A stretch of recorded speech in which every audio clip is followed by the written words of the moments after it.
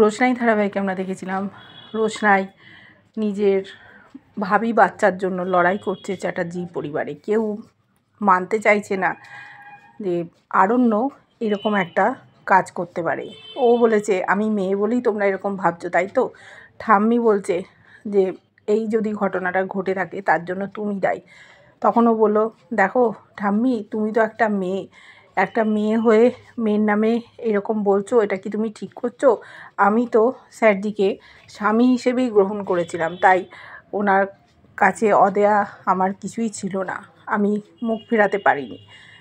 আর যেদিন তোমরা জানতে পারবে যে আমি সঠিক, বাচ্চাটা হওয়ার পর ডিএনএ টেস্ট ঠিকই করাবো, সেদিন হয়তো তোমরা আজকের দিনটার জন্য নিজেরাই লজ্জা পাবে।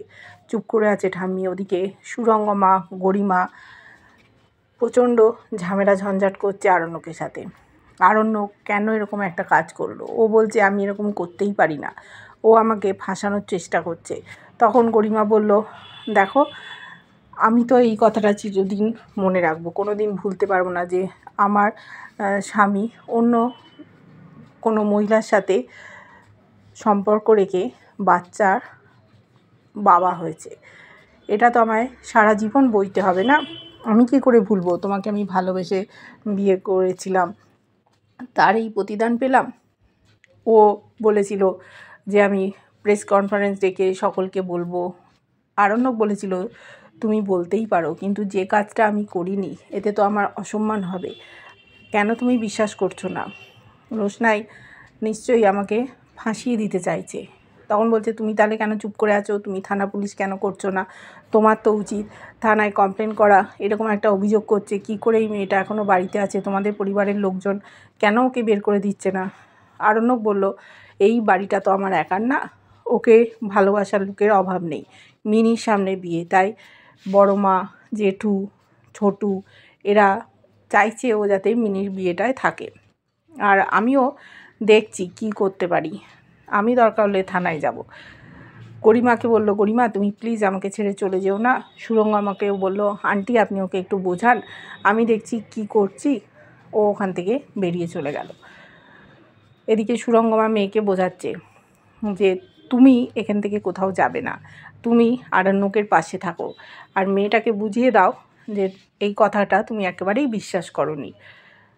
পুলিশ, থানা এগুলো করুক, ওরা এসে যদি রোশনাইকে একবার বাড়ি থেকে বের করে নিয়ে যায় তাহলে দেখবে আর কোনো সমস্যা থাকবে না, ও আর এই পরিবারে কোনো দিন ঢুকতে পারবে না।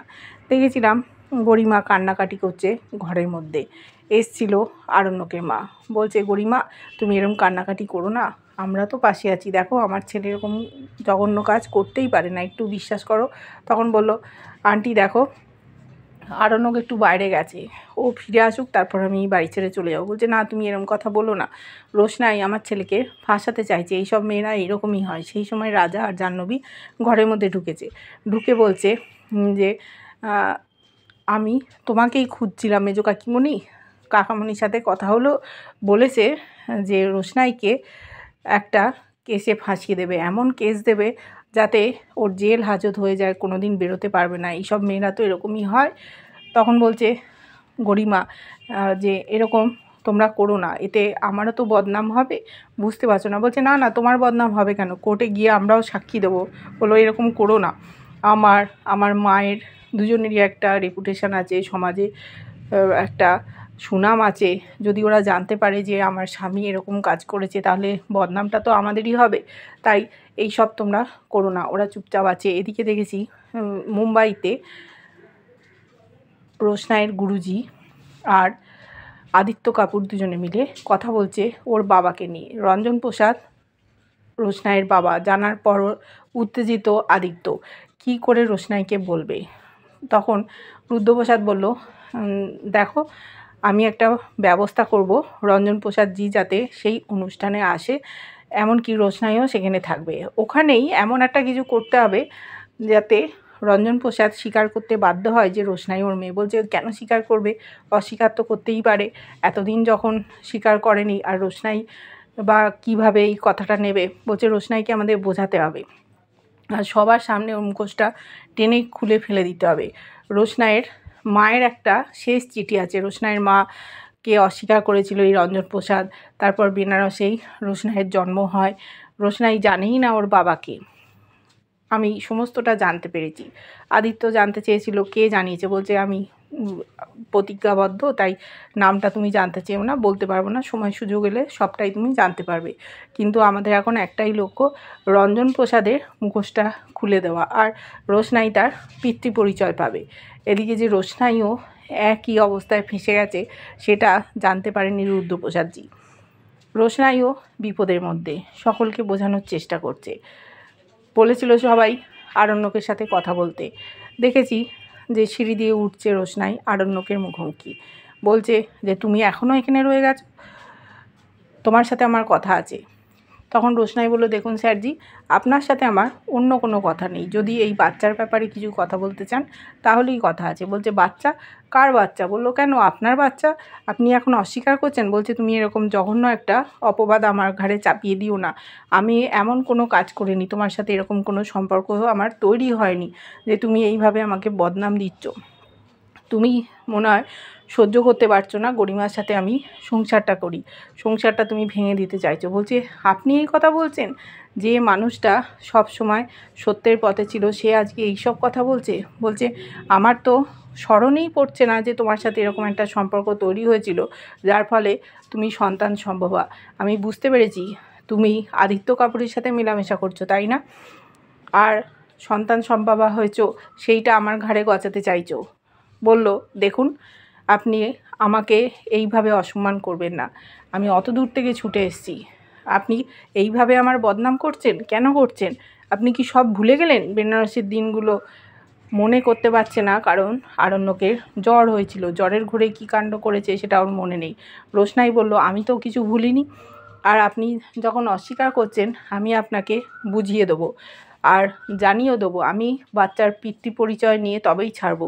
যে কষ্টের মধ্যে দিয়ে আমার দিন কেটেছে আমি সেই কষ্ট আমার বাচ্চাকে হতে দেবো না। বাচ্চাটা হোক, তারপর ডিএনএ টেস্ট করব, দেখি আপনি কি করে অস্বীকার করতে পারেন।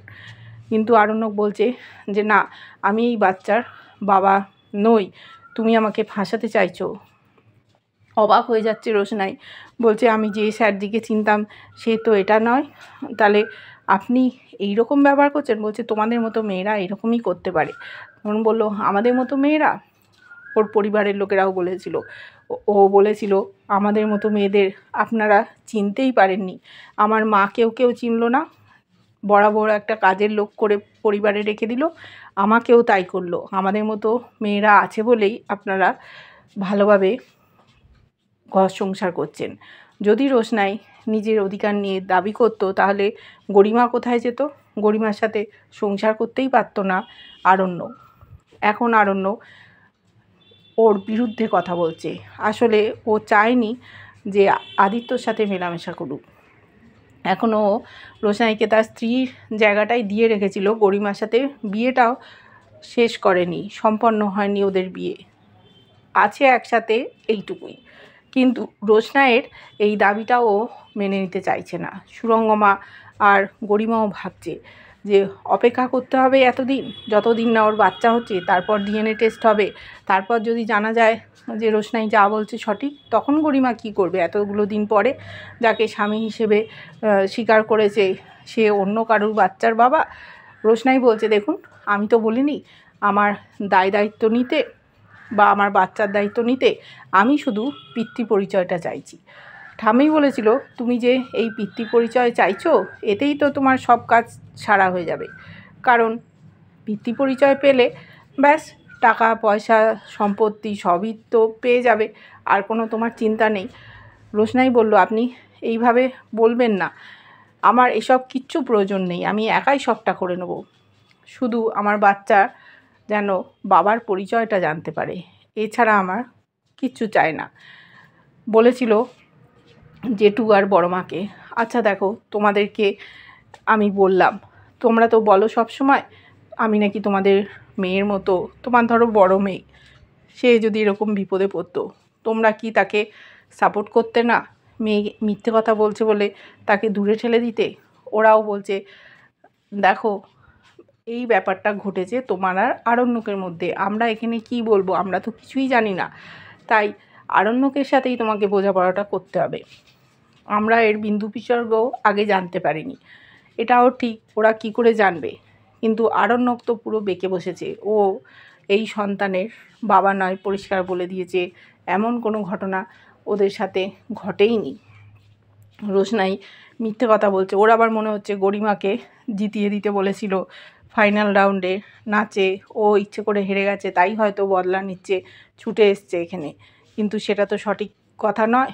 ও যখন জানতে পেরেছে তখনই ও ছুটে এসছে। এই নিয়ে ওদের মধ্যে ভীষণ গোলমাল বেড়ে গেছে। কি করবে রোশনাই, মানতে তো চাইছে না।